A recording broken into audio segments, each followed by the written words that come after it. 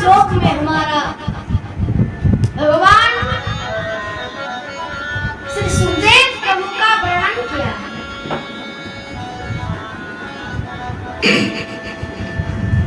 जं प्रव्रजन्तमनुपेतं प्रेतकृत्यमदैपायनो विरहकातराजुहव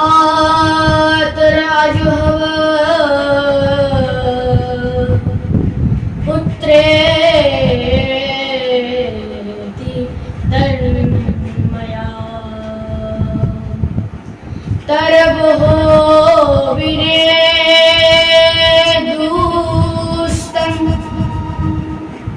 सर्वभूतहृदयं मुनिमानतोऽस्मि। उस समय के बाद जब श्री सुखदेव प्रभु मातृ गर्भ से जन्म लेने के बाद ही दौड़ने शुरू कर दिया।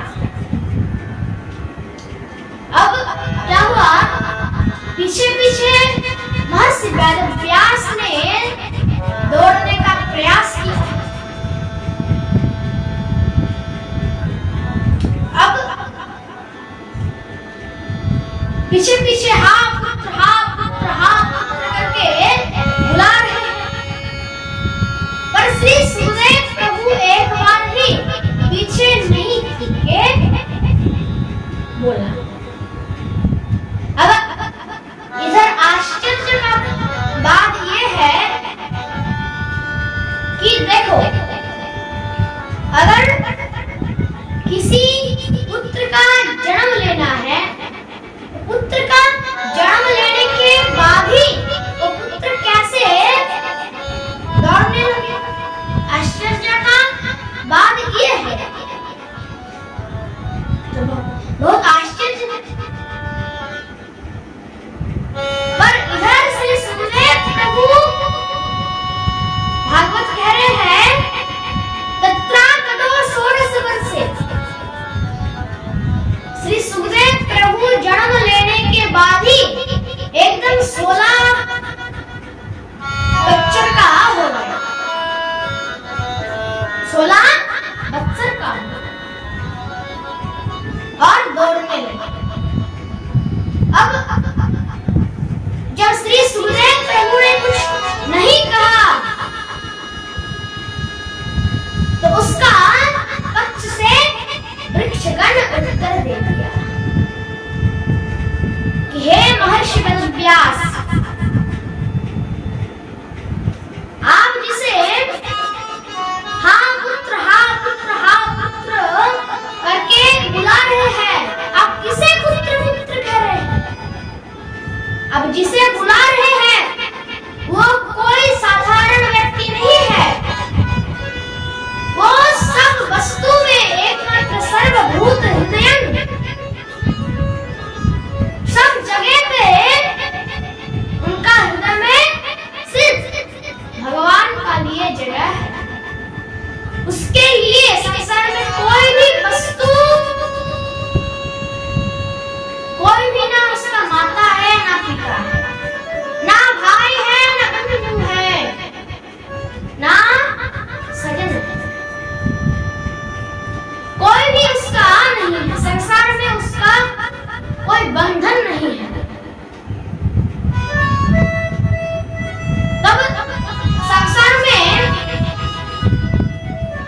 उसका कोई बंधन नहीं है, उसका कोई पिता नहीं है, इसीलिए वो आपको भी नहीं पहचान सकता है, इसीलिए वो दौड़ रहा है।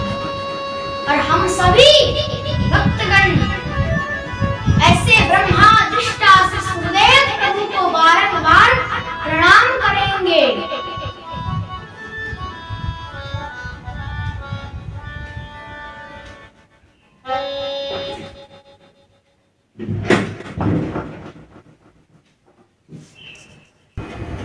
बोलिए श्री सुखदेव भगवान की जय हो।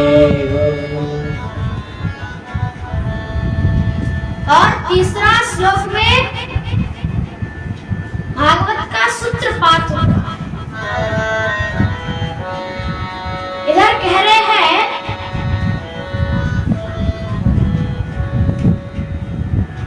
नैमिषे सुतमासी नमः। नैमिषे सुतमासी नमः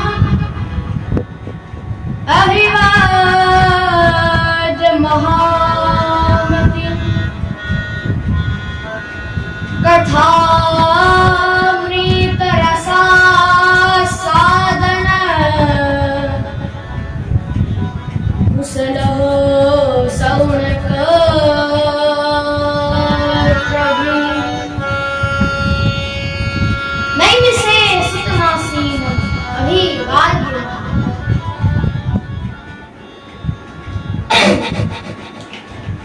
उत्तर प्रदेश में गोमती नदी के तट में एक बहुत सुंदर तीर्थ है। तीर्थ का नाम क्या है? नैमिष तीर्थ। और नैमिष तीर्थ में सृष्टि का आदि मनु और सद्रूपा, सृष्टि का आदि मनु और सद्रूपा उस स्थल में जाकर तपस्या किए थे। और देखिए नैमिषारण्य तीर्थ ऐसा ही एक तीर्थ है। विश्व का जितना भी ज्यादातर धर्म ग्रंथ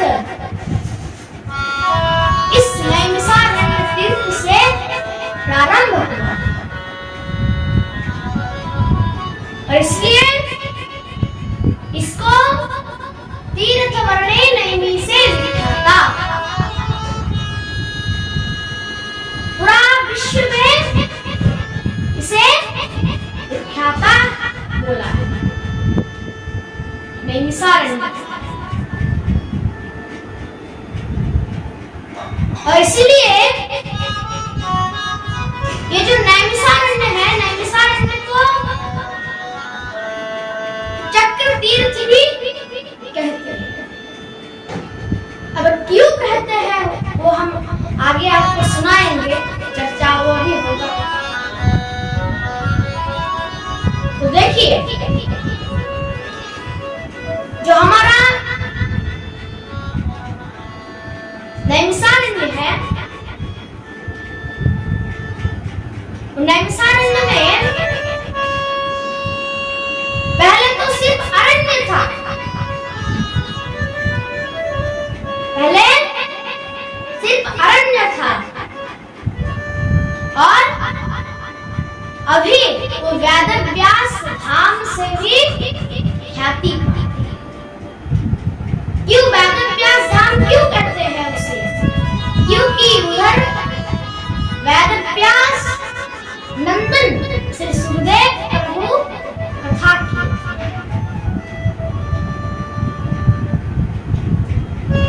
और वेदव्यास जी महाराज ने भी उधर कथा, इसलिए इसको वेदव्यास धाम भी कहते हैं। अब नैमिषारण्य क्यों नाम हो? तो जो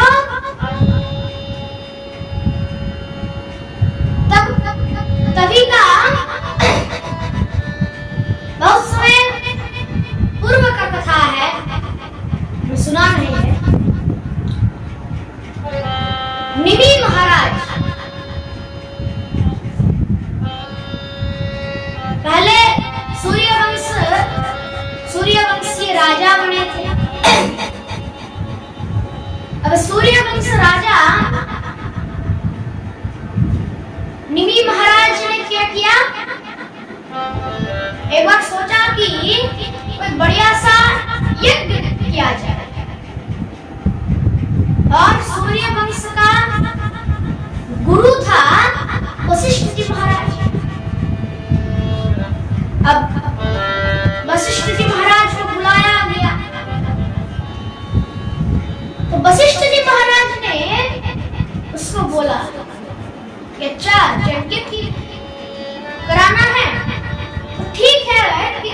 परंतु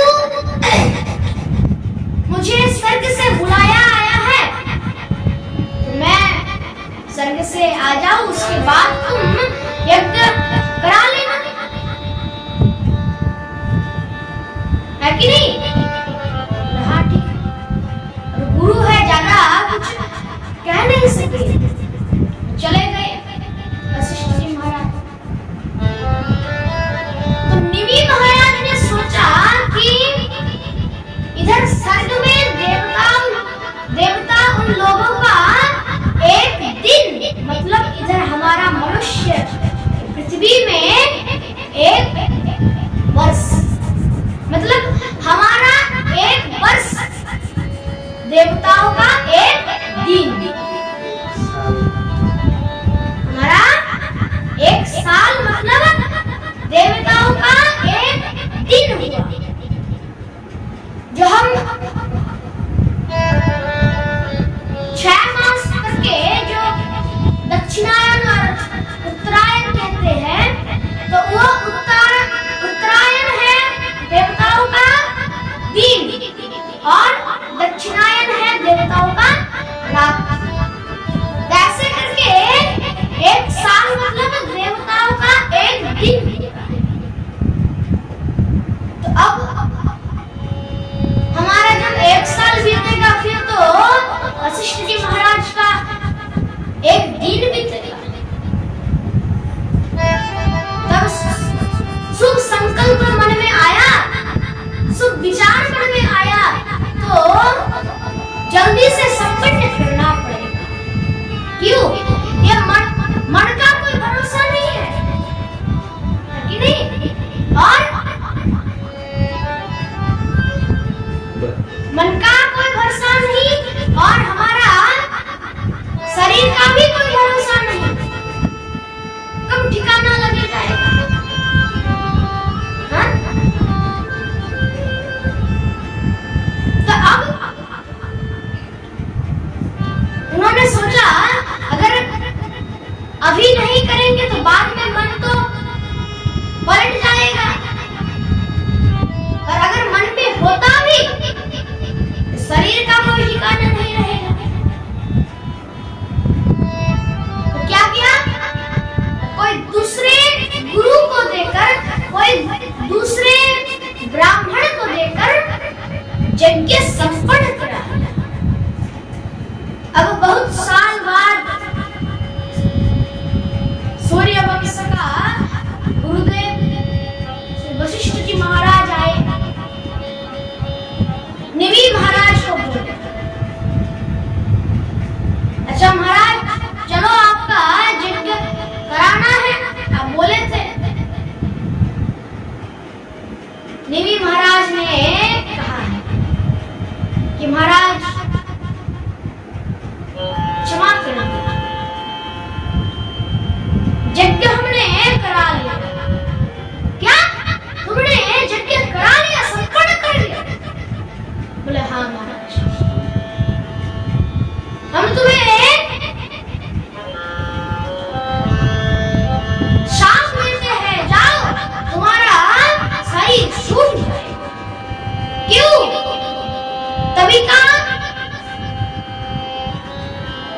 जब का हम कथा श्रवण करा रहे हैं, उस समय में किसी ब्राह्मण को अगर नारियल दे दिया, अगर दान पक्की कर लिया, उसी ब्राह्मण से तुम्हारा काम संपन्न होगा। तब शरीर छूट जाएगा, साफ दे दिया।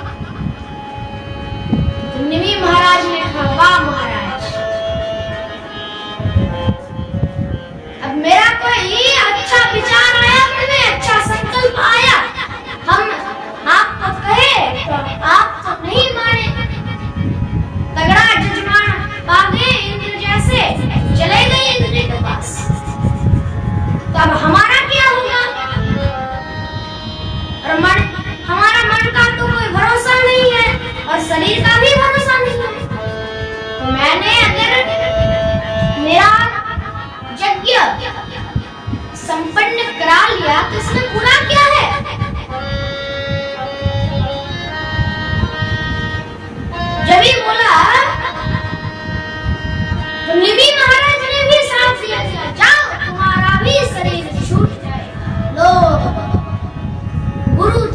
में हो गई।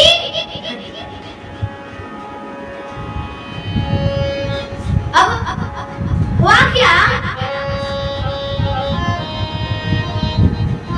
दोनों का ही शरीर छूट गया।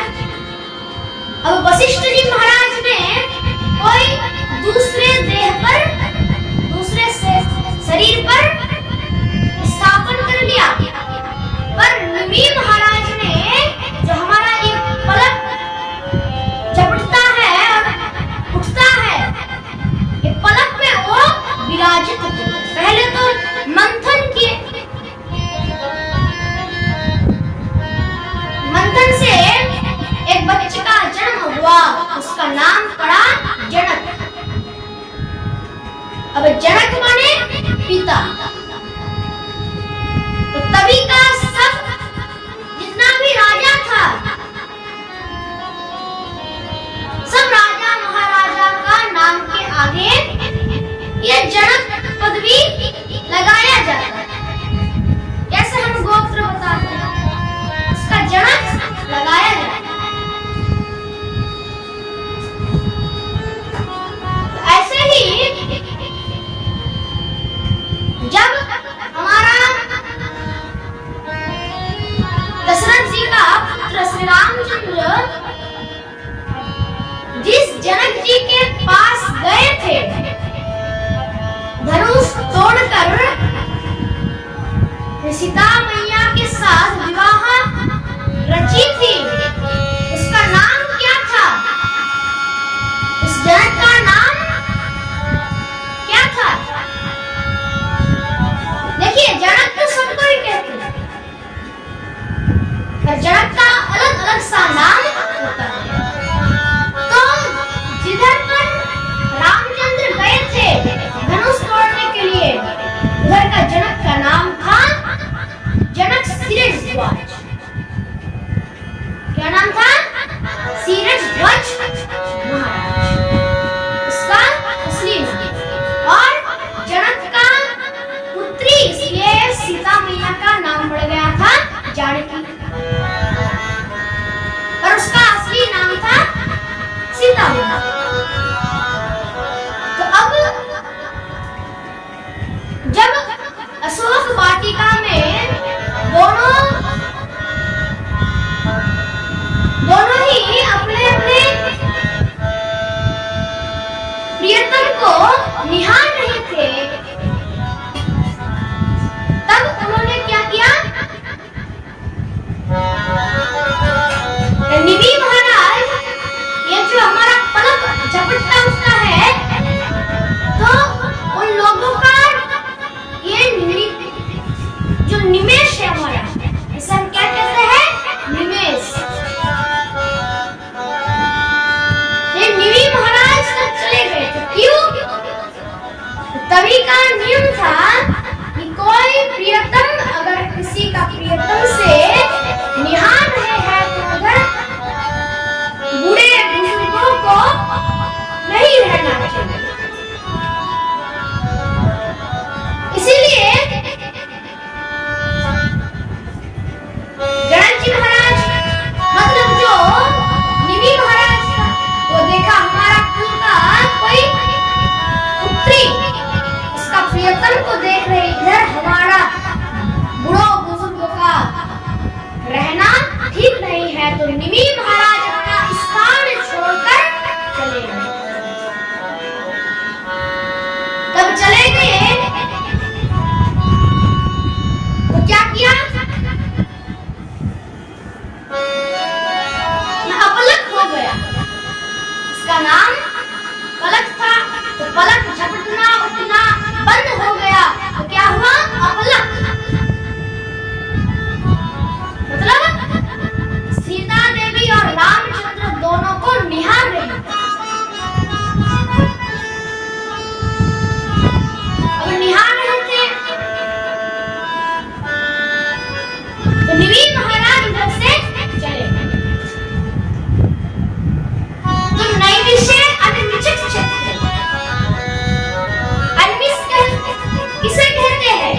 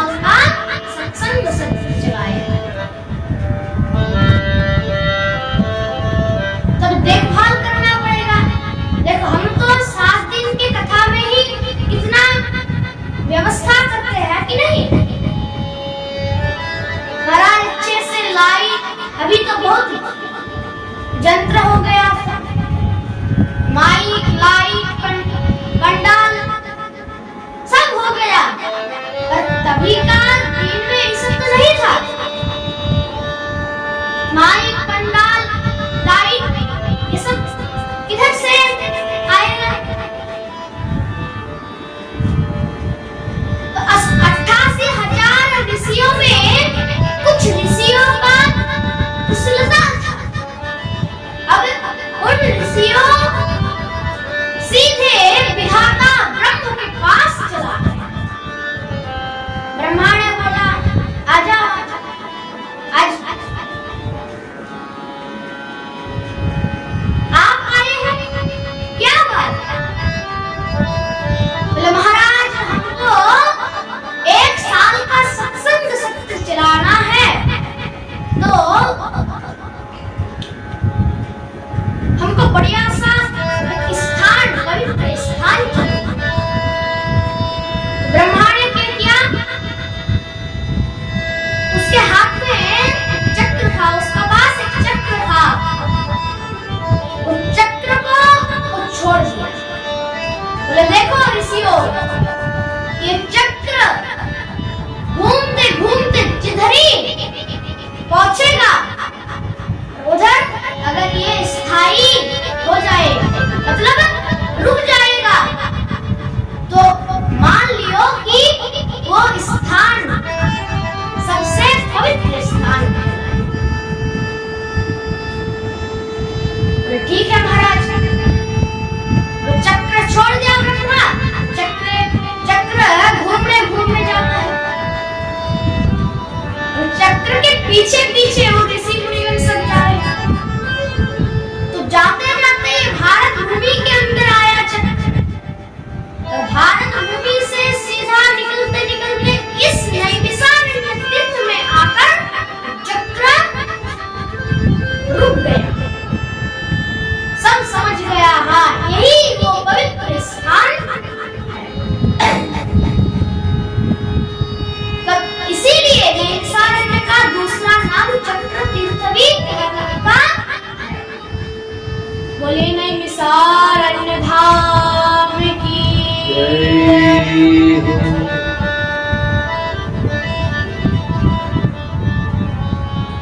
इसीलिए नैमिषारण्य इसको चक्र तीर्थ कहते हैं, वेद व्यास धाम भी।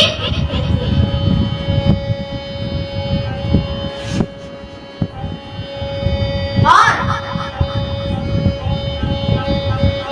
नैमिषारण्य में 88,000 ऋषि मुनियों सत्संग सत्र चला रहे हैं। बढ़िया सा महाराज अरण्य था, और अरण्य का वैशिष्ट्य ये है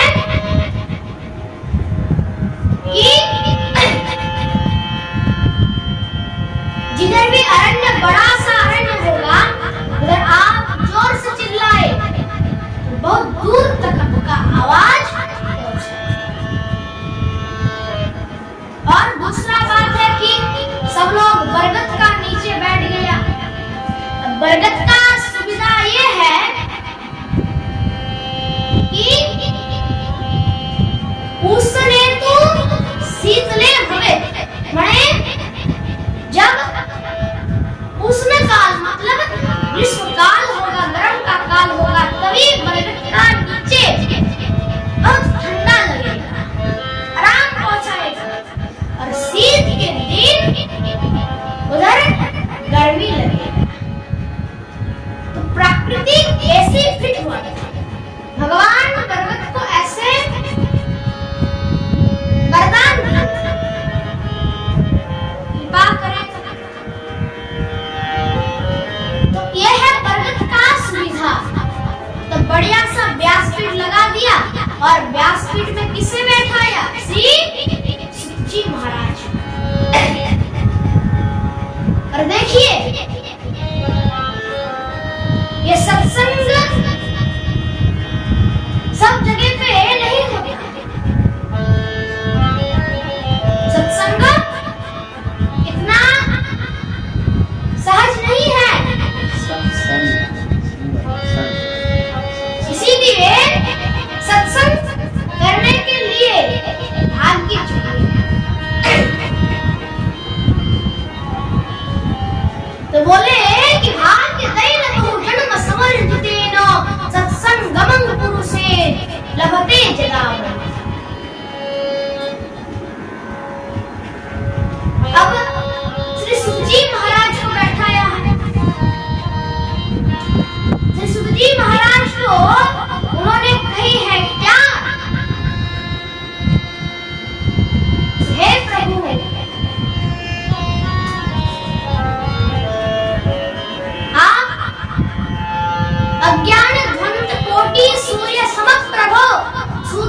पाहि कथा सारन मम कर्ण रसायन। हे प्रभु, आप तो अज्ञान धंध कोटि सूर्य समप्रभ, मतलब कोटि सूरज का समान आपके अंदर ज्ञान भरी है। इसीलिए आप कृपा करके हम लोगों को कथा श्रवण कराएं।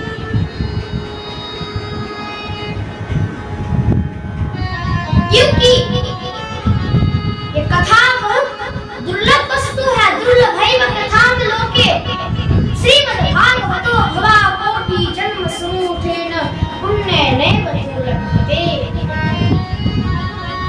कोटि जन्म का पुण्य जब एकत्र होता है तब जाकर ये सत्संग हम लोग पाते हैं, भागवत का कथा हम लोग पाते हैं। इसीलिए हम लोगों को सत्संग कराना बहुत जरूरी है। भागवत कथा हम लोग श्रवण करनी चाहते हैं। जिस कथा को श्रवण करने से जीव का आसुरिक बुद्धि नष्ट होता है, हम लोग ऐसे कथा श्रवण करें। श्री सुखजी महाराज ने बोला कि काल व्याल मुकुट ग्रास ग्रास विनाश हेतवे श्रीमद्भागवतं शास्त्रं करोति रेणवास। देखो, काल रूपी व्याल मतलब जो संसार रूपी जो सर्प है, सर्प मुंह खोल के बैठे हैं और जिह्वा अपने आप बाहर करके बैठा है। और जिह्वा पे जब हम लोग जाते हैं इंसान, तो हम लोग सोचते वाह ये तो बढ़िया नरम सा गति है, मजा आ रहा है। पर वो सर्प रूपी वो हमारा संसार है। जब संसार के मोह में हम लोग चले जाते हैं और वो सर्प क्या करता है, हमें जिह्वा समेत हमको अंदर खींच लेता है और उसका मुंह बंद कर देता है। काल व्याल मुकुट ग्रास ग्रास विनाश हेतवे श्रीमद्भागवतं शास्त्रं करोति रेणवास। मतलब क्या है? शास्त्र में कह रहे हैं कि इस काल रूपी व्याल से अगर मुक्ति पानी चाहते हैं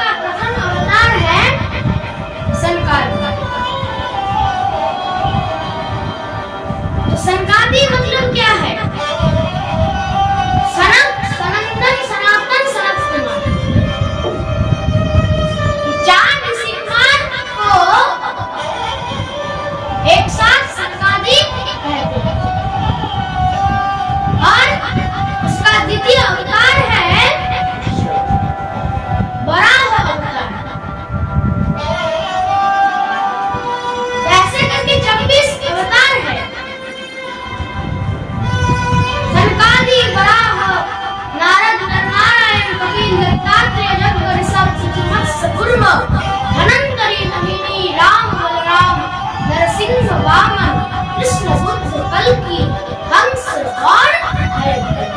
बोले भक्त वत्सल भगवान की।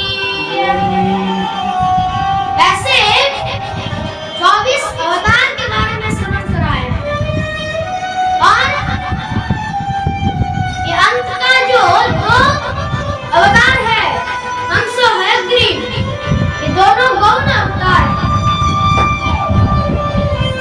और गौण अवतार है तो कली के अंत में कल्कि अवतार आए। बोले कल्कि भगवान की जय।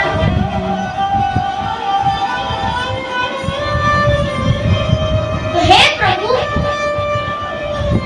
लोक विग्रह मुक्तश्च नारदश्च स्थिरश्च च निधिस्रवे तथा प्रीति संजगो पुत्र पुरुष। हे प्रभु देवर्षि को तो अभिशाप था, देवर्षि को तो अभिशाप था। किस चीज का अभिशाप? कहे कि देवर्षि नारद तो 2 घड़ी के ऊपर एक जगह भी नहीं रह सकते थे। मतलब शास्त्र अनुसार एक घड़ी में होता है 26 मिनट, 2 घड़ी में 48 मिनट।